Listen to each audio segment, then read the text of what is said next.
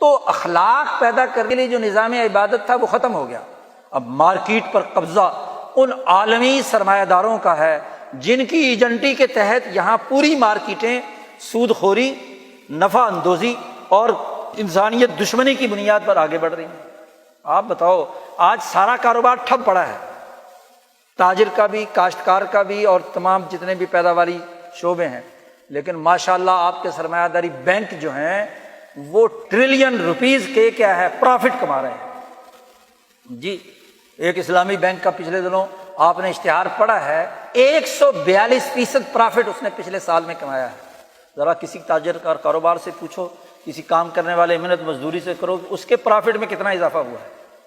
تو یہ ظلم کا نظام نہیں ہے، نام اسلامی بینک ہو یا نام غیر اسلامی بینک ہو، جس ملک کے اندر جو غیر کاروباری ادارے ہیں وہ تو کروڑوں کا منافع کمائیں، اور ایک محنت کش، ایک مزدور، ایک کسان، ایک روزمرہ کا دیہڑی دار جو ہے وہ اپنی غربت کے ہاتھوں مجبور ہو جائے، اس کی ضروریات پوری نہ ہو، تو یہ کون سا دین ہے؟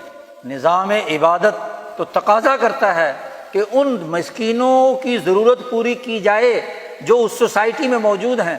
ہم سب ایک سورت پڑھتے ہیں، قرآن نے کہا ارائیت الذی یکذب بالدین فذلک الذی یدعو الیتیم، کیا تو نے اس آدمی کو نہیں دیکھا جو انصاف کا منکر ہے؟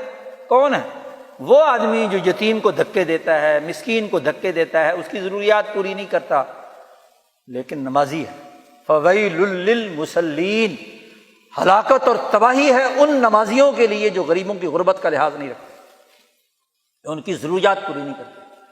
ویل للمصلین، وہ جو اپنی نمازوں کو دکھاوے کی پڑھتے ہیں، الذین هم یراؤون، اور اگلا جملہ فرمایا وَيَمْنَعُونَ الْمَاعُونَ، کہ ایک معمولی سی کسی کو استعمال کرنے کی چیز دینے کے لیے بھی تیار نہیں ہے، اتنے بخیل ہیں۔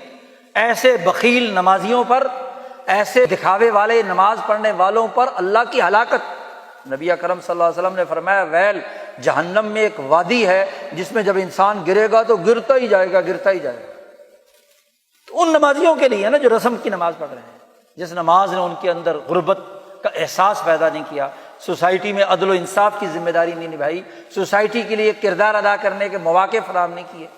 تو آج بڑا ہماری سوسائٹی کا مسئلہ یہ ہے کہ عدل، انصاف، ضروریات اور عبادات کا جو مجموعی نظام انسانیت کی ترقی کے لیے رسول اللہ صلی اللہ علیہ وسلم نے دیا تھا، ہم اس سے کوسوں دور ہو گئے۔ آج ہمیں ضرورت ہے نظریہ بنانے کی، سوچ بنانے کی، اپنا بیانیہ متعین کرنے کی، اپنی تعلیم کا ہدف بنانے کی، کہ جو پیغام سید الانبیاء حضرت محمد مصطفیٰ صلی اللہ علیہ وسلم نے بحیثیت رحمت للعالمین ہمیں دیا تھا، اس پیغام کو ہم اپنی زندگی کا حصہ بنائیں، اپنی سوسائٹی میں اجتماعی طور پر کردار ادا کرنے کے لیے ان ذمہ داریوں کو سمجھیں اور اس کے مطابق کردار ادا کرنے کے لیے جدوجہد اور کوشش کریں۔ سماج میں عدل و انصاف کے قیام کی جدوجہد یہ دین کا وہ فریضہ ہے جو تمام انبیاء نے، تمام صحابہ نے، تمام اولیاء اللہ نے، تمام علماء ربانیین نے دیا۔ آج خواجہ معین الدین اجمیری کو خواجہ غریب نواز کیوں کہا جاتا ہے؟ ایک ہندو، ایک سکھ، ایک مسلمان غریب بھی حضرت خواجہ غریب نواز کے دربار پہ پہنچتا ہے، کیوں؟ کہ نام ہی غریب نواز ہے۔ انہوں نے اس خطے کے بلا تفریق رنگ، نسل، مذہب، ہر انسان کی غربت کو دور کرنے کا کام کیا ہے۔ حضرت خواجہ نظام الدین اولیاء کے بارے میں ملفوظات میں لکھا ہے فوائد الفواد میں کہ ایک دفعہ خانقاہ نظام الدین کے قریب کسی بستی میں آگ لگ گئی تو حضرت دوپہر کو اس پورا دن اپنی خانقاہ کی چھت پر کھڑے رہے اور اپنے تمام مریدوں کو حکم دیا کہ خانقاہ میں، لنگر میں جو آٹا ہے، جو سامان ہے، جو پیسے ہیں اٹھاؤ، اور جتنے بھی وہاں اس جلنے کی وجہ سے متاثر ہوئے ہیں ان تمام میں تقسیم۔ ایک بھی دھیلا اپنی خانقاہ میں نہیں رکھا۔ یہ لوگ تھے۔ داتا گنج بخش کو داتا گنج بخش کیوں کہا جاتا ہے؟ داتا گنج بخش محمود غزنوی کے لشکر کا جھنڈا اٹھا کر لاہور شہر میں داخل ہوئے تھے، عدل و انصاف قائم کرنے کے لیے، ظلم کے ہندوانہ نظام کو توڑنے کے لیے آئے تھے۔ اور داتا گنج بخش کس لیے ہے؟ کہ غربت نوازی، غریبوں کی ضروریات اور ان کو گنج بخشنے کی ذمہ داریاں ادا کی، تو داتا گنج بخش نے کہا جاتا ہے نا۔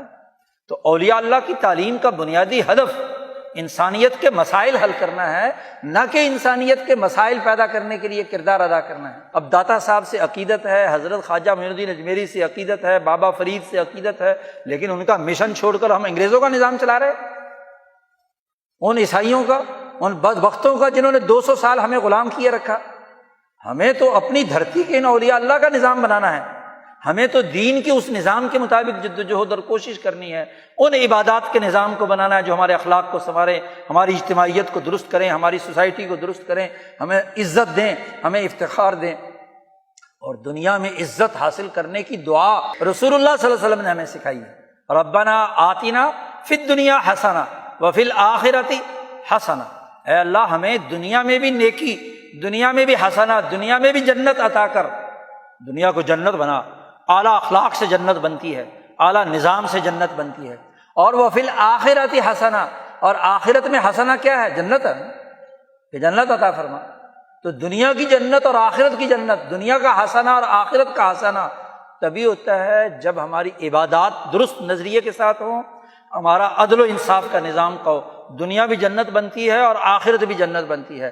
ان دونوں کاموں کی ذمہ داریوں کو پورا کرنے کے لیے ہمیں عبادات بھی سر انجام دینی چاہیے، اور اپنے سماج میں عدل و انصاف کے قیام کی جدوجہد کو بھی پیش نظر رکھنا ہوگا، تبھی ہم کامیاب ہوں گے دنیا اور آخرت میں۔ اللہ تعالی ہمیں عمل کرنے کی توفیق عطا فرمائے۔